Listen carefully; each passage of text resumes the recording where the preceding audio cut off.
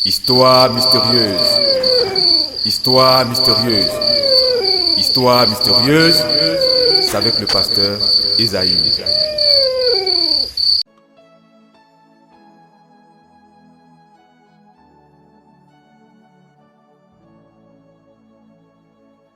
Shalom bien-aimés, que Dieu vous bénisse et que sa faveur et sa grâce reposent sur vous. Alors, l'histoire que vous allez écouter maintenant se passe en Côte d'Ivoire à Abidjan et elle m'a été contée par l'un de mes abonnés. Il s'agit d'un jeune homme, un jeune monsieur qui venait à peine de rencontrer une jeune dame et cette dame voulait lui voler sa semence, c'est-à-dire son sperme après leur relation sexuelle. Alors, sans plus tarder, écoutons l'histoire. Bonjour pasteur Esaïe, que Dieu vous bénisse pour ce que vous faites. Je veux vous conter ma propre histoire en été 2018 à Abidjan. Rentré de voyage, mon véhicule est resté sans assurance. Le lendemain, je me dirige vers une agence de Cocody Centre pour prendre mon assurance. J'étais là pour un mois, donc je voulais juste un contrat d'un mois. Je suis arrivé dans l'agence et une dame m'a reçu, elle était plus âgée que moi, 36 ans, chose dont je me suis aperçu plus tard, l'assurance coûtait mensuellement 17 500 francs CFA. Je lui ai remis 20 000 francs CFA et elle m'a dit qu'il y avait un problème de monnaie, elle m'a donc remis 5 000 francs CFA comme monnaie et m'a dit qu'elle paierait les 2 500 francs CFA pour moi. Je savais qu'elle n'était pas la patronne de l'entreprise, donc j'imaginais à l'instant T, l'intérêt pour lequel elle payerait 2 500 francs CFA pour moi, un inconnu, ou plutôt nouvellement connu. Je remplis les coordonnées de renseignement, je la remercie, je prends mon assurance et je pars. Le lendemain, alors que j'étais assis en train de siroter avec des amis, à Cocody 2 Plateau Vallon aux environs de 19 h, mon téléphone sonne. « Allô mon client Choco, comment tu vas? C'est qui? C'est la jeune dame de la compagnie d'assurance là. Je suis dans un espace à Cocody Mermoz, tu peux me rejoindre s'il te plaît?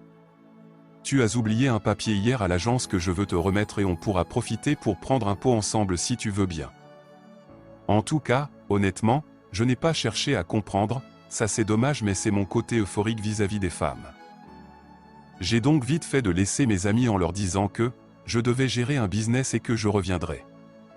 Je paie ce que j'ai consommé, je démarre ma voiture et en 10 minutes je suis à Mermoz au lieu du rendez-vous, je l'appelle et elle m'indique l'endroit.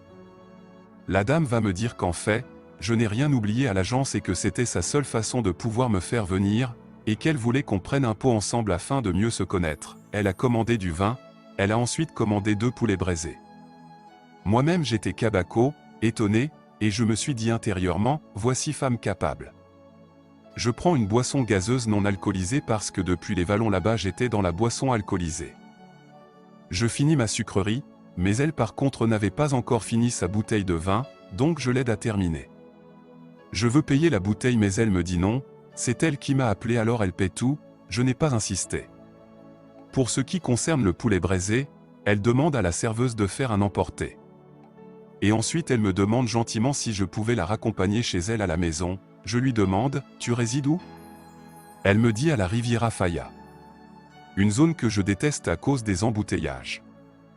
Là-bas, leur embouteillage ne connaît pas matin, ça ne connaît pas midi, ça connaît pas le soir. À toute heure de la journée il y a embouteillage.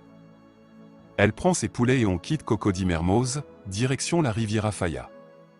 Embouteillage sur embouteillage, finalement, on arrive chez elle à 22 h environ et elle me demande de monter pour qu'on puisse manger ensemble. Manger? Mais manger quoi? Chez toi à cette heure-là? Et si elle est mariée? Et si on me tombe dessus? Je me posais 1001 questions. Tout semble trop facile. Alors là j'ai refusé en lui disant que l'embouteillage a pris tout mon temps et que je devais rentrer boucler une affaire très urgente.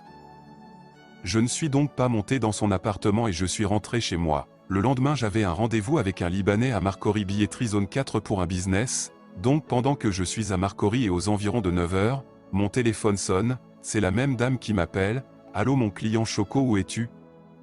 Tu peux passer chez moi à la maison?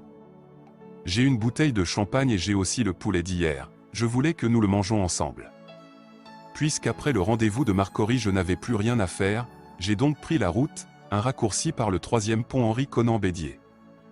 Je roulais à vive allure. Arrivé à son immeuble, elle m'a communiqué le code du domophone pour le grand portail. J'ai inséré, la porte s'est ouverte, Je suis monté à son appartement, arrivé à sa porte, elle m'attendait déjà, je suis entré, elle m'a installé au salon dans le canapé. En tout cas, superbe appartement. Elle me propose liqueur et champagne mais je préfère de l'eau.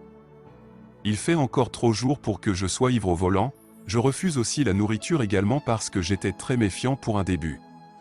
Elle est rentrée dans sa chambre pour se changer et revenir en petite lingerie fine rouge laissant entrevoir ses rondeurs de waouh qui pouvaient réveiller n'importe quelle verge atteinte d'une érection molle. Tellement j'étais ébahi, hypnotisé par ses rondeurs que je ne me suis même pas rendu compte qu'elle me déshabillait. Elle a commencé à me faire une fellation en même temps dans le divan, je vous rappelle qu'il y a 7 ans de différence d'âge entre nous. Elle est plus âgée que moi. Envoûté par l'odeur de son parfum, j'étais immobile, incapable de refuser ou de me défendre, j'ai succombé. L'adrénaline commence à monter dans la fellation et l'inspiration vient. Elle court dans sa chambre chercher un préservatif après avoir enlevé sa bouche sur mon zizi déjà en feu et dressé comme un poteau électrique. Elle revient aussitôt et je lui demande pourquoi on ne va pas dans ta chambre. Elle me répond non, je veux qu'on le fasse ici et dans le canapé, nous avons fait des choses de grand en grand. Franchement, elle s'y connaît en la matière. Le premier préservatif s'est déchiré à un moment donné, il y a donc eu contact direct de la chair. Elle est ensuite allée rapidement chercher un deuxième, après avoir joui, je me dirige vers les toilettes pour retirer le préservatif, elle me dit « Ne jette pas ça dans la cuvette du WC, mais jette ça dans la poubelle. » Ah non, ce n'est pas possible ça, je ne suis pas naïf. Une chose est sûre, je ne pouvais pas laisser ma semence chez elle. Quand on sait de quoi les gens aujourd'hui sont capables de faire avec le sperme des hommes, on reste très prudent là-dessus.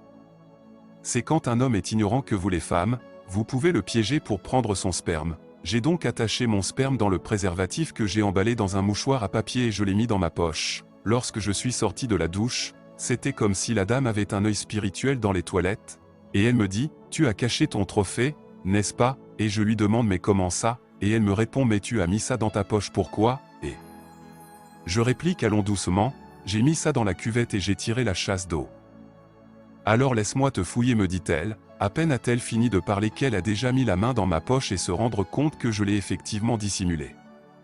Aussitôt, elle commence à lever le ton, à crier en me disant « Donc tu veux partir avec moi et aussi partir avec ma semence qui est restée sur le préservatif ?»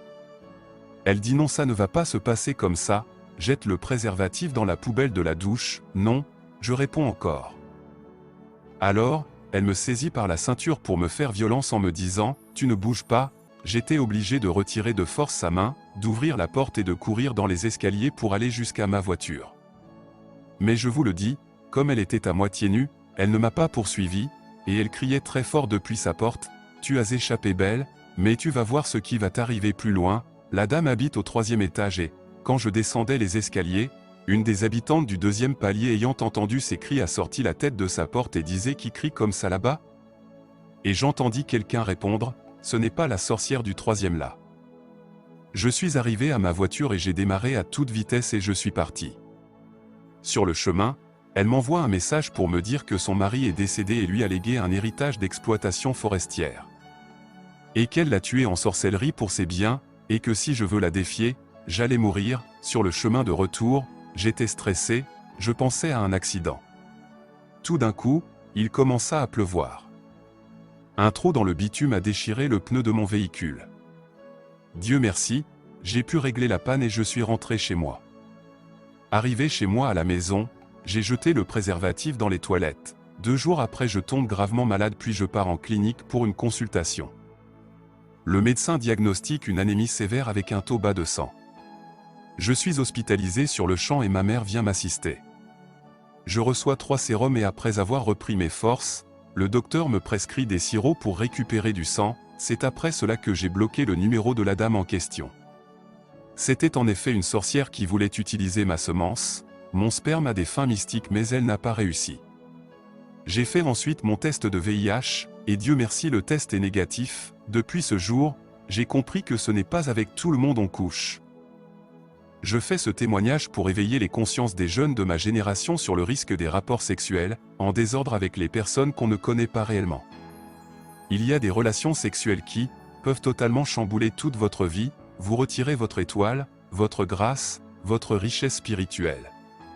Faites attention surtout aux jeunes filles qui courent vers les sugar daddy pour de l'argent, faites vraiment très attention. Il y a aussi des vieux buveurs de sang spirituel à la recherche des jeunes filles pour leur proposer beaucoup d'argent, de même envers vos copains et copines de la même génération, faites attention, certaines ont de mauvais auras. C'était ma propre histoire que je voulais raconter pour avertir la jeunesse sur les relations sexuelles avec des inconnus. Moi, Dieu m'a fait grâce et j'ai échappé, mais, je ne connais pas ton sort si tu t'y aventures alors, méfiez-vous, n'oubliez pas de vous abonner, aimer et partager les vidéos. Merci. Alors, voyez-vous bien aimé, jusqu'où le vagabondage sexuel peut nous entraîner, peut nous conduire. Alors, ce monsieur a vraiment eu de la veine et je dirais que Dieu est avec lui. Mais aussi, sa prudence et sa non-ignorance l'ont sauvé. Et de nos jours, il faut dire que l'homme est prêt à tout. Je dis bien à tout pour nuire à son prochain en tirant profit de lui. Que lui serait-il arrivé? Oui, que lui serait-il arrivé? Parce qu'il faut dire que le sperme, c'est la fertilité, c'est la productivité. Mais ce n'est pas tout. Le sperme, c'est aussi le sang. Or, c'est dans le sang que se trouve l'âme. Donc, des rituels allaient être faits contre ce monsieur pour lui faire du mal. Pour lui faire du mal en capturant son âme, ou en emprisonnant son étoile, ou en transférant son étoile à une autre personne, ou en le rendant impuissant, ou en bloquant toutes ses entreprises, toutes ses affaires.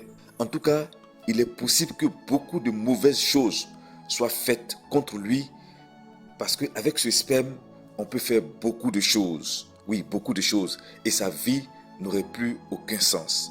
Mais Dieu merci, il en a échappé belle. Alors, je veux dire aux jeunes gens, aux jeunes hommes, aux jeunes filles, prudence, prudence, prudence. Le dehors est mauvais. Le dehors est très mauvais même, je dirais. Évitez les rapports sexuels en désordre. Et d'ailleurs, c'est déconseillé, sinon formellement interdit par la parole de Dieu, la Bible. Et je le dis en tant que serviteur de Dieu. Cela est déconseillé avant le mariage. Et vous avez encore la vie devant vous. Je vais maintenant prier pour quelqu'un qui entend le son de ma voix. Là où ton âme a été emprisonnée pour te faire souffrir, je déclare que la prison est brisée et ton âme est libérée au nom de Jésus. Là où ton étoile a été volée ou transférée, je déclare que ton étoile est libérée et t'est restituée au nom de Jésus. Tout blocage dans tes affaires, dans tes entreprises est anéanti, est cassé, est brisé au nom de Jésus-Christ. Je déclare que ton étoile brille. Je déclare que tes affaires prospèrent à tous égards. Tu es béni de l'Éternel. Que l'Éternel soit avec toi et que sa faveur et sa grâce reposent sur toi. N'oublie pas de t'abonner, de liker et de partager les vidéos. À la prochaine histoire. Shalom.